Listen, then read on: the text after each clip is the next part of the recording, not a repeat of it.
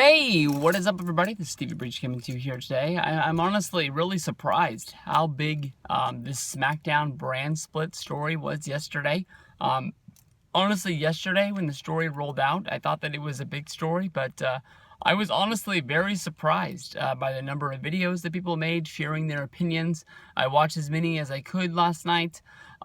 There's people that are, sort of see it the way I see it, sort of saying it that it's just it's not the best thing for wrestling right now because of the fact that there's so many people that are sort of burnt out on wrestling. 3 hours on Monday, you got 2 hours now live on a Tuesday.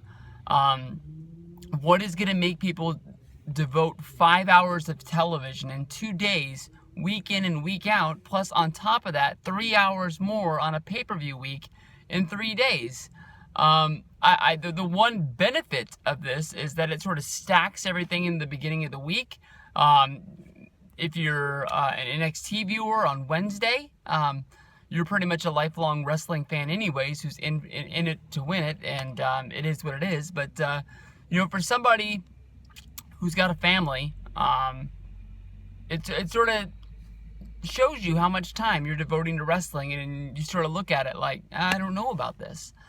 But the story keeps on rolling things out. There's rumors this way, there's rumors that way. There's rumors basically saying that Vince McMahon is going to be needing to sign talent from Ring of Honor, New Japan, any sort of independent company, for one reason, to bring people up to the main roster right away, to fill out these SmackDown and Raw brand splits. Some people will be going to NXT, that they're going to be really sort of taking a lot of people from NXT, maybe Bobby Roode, maybe Eric Young, Nakamura, maybe Finn Balor. We could be seeing NXT getting a full-on redo and just having almost a whole brand new roster. We haven't really seen them get gutted before. We've seen them lose a lot of talent, here and there along the way. I'll pick this guy, I'll pick that guy, but never really, a full-on raid like WWE has done to other companies such as TNA or Ring of Honor or like New Japan when they hit them back in January and they took Nakamura, Gallows, Anderson, and AJ Styles all in one day. But 2 world champions is the rumor. A belt on Raw, a belt on SmackDown. More than likely, it's going to be Roman Reigns heading up Monday Night Raw, John Cena heading up SmackDown, which, there's a lot of the behind-the-scenes sort of things that they talk about on Observer today, basically talking about how SmackDown house shows back in the day didn't used to draw. But John Cena now, with him being the leader of SmackDown, even though it is sort of perceived as the B show, John Cena is the guy who sells a lot of tickets, who normally runs the A-list house shows, running the A-towns.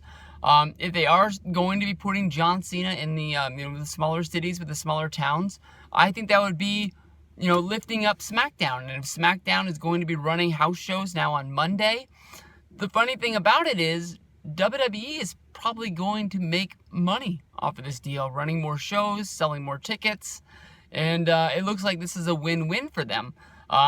Dave Meltzer basically said the reason why they're doing this is because USA is really desperate to hold on to be the #1 cable network, and basically they don't have the shows to sort of support the network like they used to. When you think about Suits and Psych and all of those I'm a Secret Spy shows that they used to run back in the day, they sort of fell off the map, and they never really reestablished those shows of being there. So USA is going to its crutch, and that's wrestling with Raw and SmackDown.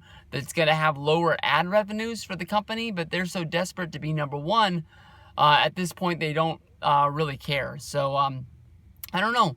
I still don't think this is a positive, but I think that as of right now, for a boost to the wrestling community and as a boost to talking about wrestling and getting people buzzing about something, I think this did the trick yesterday. So we'll see what this brings in the future. Hopefully it sort of gets to see guys like Apollo Crews get a bigger push on the main roster.